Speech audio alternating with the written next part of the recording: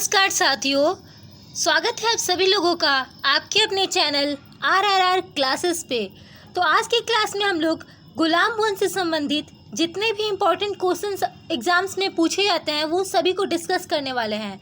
तो जो लोग भी फर्स्ट टाइम मेरे चैनल पे विजिट कर रहे हैं वो चैनल की वीडियोज़ को लाइक कीजिए और साथ में चैनल को सब्सक्राइब कीजिए। तो चलिए हम लोग अपने क्वेश्चन की ओर बढ़ते हैं। आज का हमारा पहला क्वेश्चन है, दिल्ली के किस सुल्तान के विषय में कहा गया है कि उसने रक्त और लौह की नीति अपनाई थी। यानी कि दिल्ली का वह कौन सा सुल्तान था जिसके बारे में कहा गया कि उसने रक्त और लौह की नीति अपनाई है। तो आपके पास ऑप्शन है, आपके सामने ऑप्शन है इल्तुतमिश, बलबन, जलालुद्दीन, फिरोज खिलजी या फिरोज शाह तुगलक। तो यहाँ पे आपका ऑप्शन सही होता है बलबन। बलबन वह दिल्ली का वह सुल्तान था जिसने रक्त और लौह की नीति अपनाई थी। नेक्स्ट क्वेश्चन की ओर बढ़ते हैं। तो हमारा अगला क्वेश्चन है, किस दिल्ली सुल्तान ने रक्त एवं लौह की नीति अपनाई थी। देखिए ऐसे ही क्वेश्चन घुमा के पूछता है आपसे। क्वेश्चन कभी भी सीधे फॉर्म में सही तरीके से नहीं पूछेगा, वो हमेशा घुमा के क्वेश्चन पूछता रहता है। और ये क्वेश्चन जो है ये BPSC के प्रीलिम्स में पूछा गया है। तो क्वेश्चन है, दिल्ली की किस सुल्तान ने रक्त एवं लौह की नीति अपनाई थी। तो आपके ऑप्शन है इल्तुतमिश, बलबन, अलाउद्दीन खिलजी, मोहम्मद बिन तुगलक या इनमें से कोई नहीं। तो यहाँ पे आपका ऑप्शन सही होता है बलबन। बिहार के जितने भी एग्ज़ाम हो रहे हैं वहाँ पे कंपटीशन, जितने भी कंपटीशन वाले एग्ज़ाम हो रहे हैं, तो वहाँ पे देखिए अब 4 की जगह 5 ऑप्शन दिए जा रहे हैं। यानी कि बच्चों को एक तरीके से कहा जा सकता है कि बच्चों को गुमराह किया जा रहा है। तो आप लोग ध्यान से किसी भी क्वेश्चन को देखिएगा, समझिएगा और नोट करते हुए चलिएगा, क्योंकि चाहे ऑप्शन 5 दिए हो या 7 दिए हो, आपको सही ऑप्शन पर टिक करना है। नेक्स्ट क्वेश्चन की ओर बढ़ते हैं। तो हमारा अगला क्वेश्चन है, अपनी शक्ति को समेकित करने के बाद बलबन ने भव्य उपाधि धारण की थी। अपनी शक्ति को समेकित करने के बाद बलबन ने भव्य उपाधि धारण की थी। तो बलबन ने कौन सी उपाधि धारण की थी। तो आपके सामने ऑप्शन है तूतीय हिंद, कैसरे हिंद, जिले इलाही या दीने इलाही। तो बलबन ने जिले इलाही जो है ये उपाधि धारण की थी। नेक्स्ट क्वेश्चन की ओर बढ़ते हैं। तो नेक्स्ट क्वेश्चन है हमारा, वह प्रथम मुस्लिम शासक कौन था जिसने शासन के सिद्धांत थियरी ऑफ किंगशिप को राजाओं के ईश्वरीय अधिकार सिद्धांत थियरी ऑफ डिवाइन राइट के समान प्रतिपादित किया था।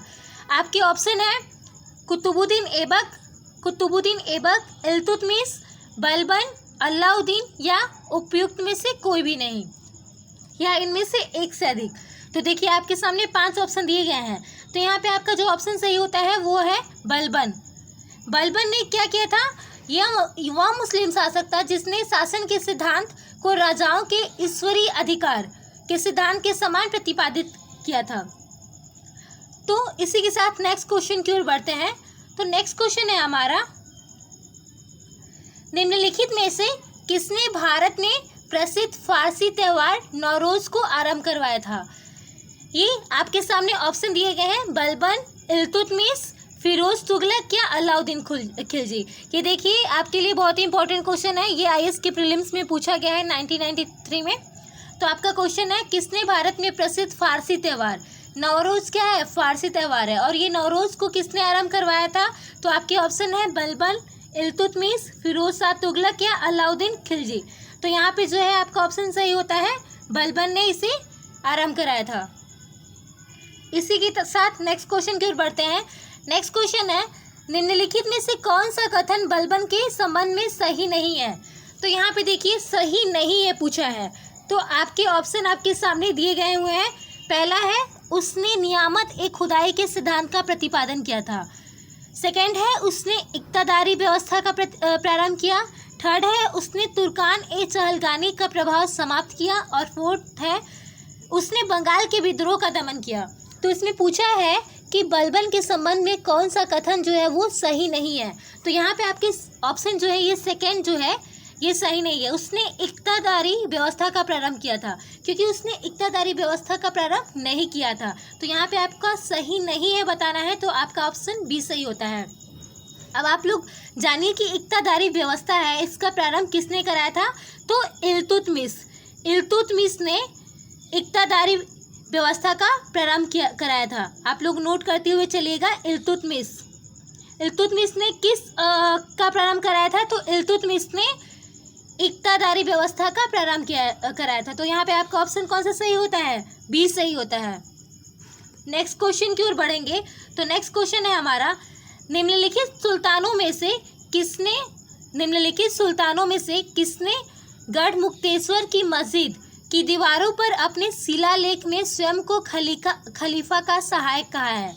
कौन सा सुल्तान था जिसने गढ़मुक्तेश्वर की मस्जिद की दीवारों पर अपने शिलालेखों में स्वयं को खलीफा का सहायक कहा है? तो आपके सामने ऑप्शन है बलबन, कैकुबाद, जलालुद्दीन खिलजी या उपयुक्त में से कोई नहीं। ये आपके यूपी आरओ के एग्जाम्स में पूछा गया है।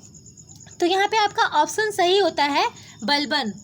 बलबन ने खलीफा का सहायक अपने आप को कहा है, जो कि वहाँ की गढ़मुक्तेश्वर की मस्जिद थी, वहाँ की दीवारों पर उसने जो शिलालेख लिखे थे उसमें उसने स्वयं को खलीफा का सहायक कहा है। तो इसी के साथ हमारा आज का क्वेश्चन खत्म होता है और आज का क्लास समाप्त होता है। नेक्स्ट क्लास में नेक्स्ट टॉपिक के साथ मिलते हैं। धन्यवाद।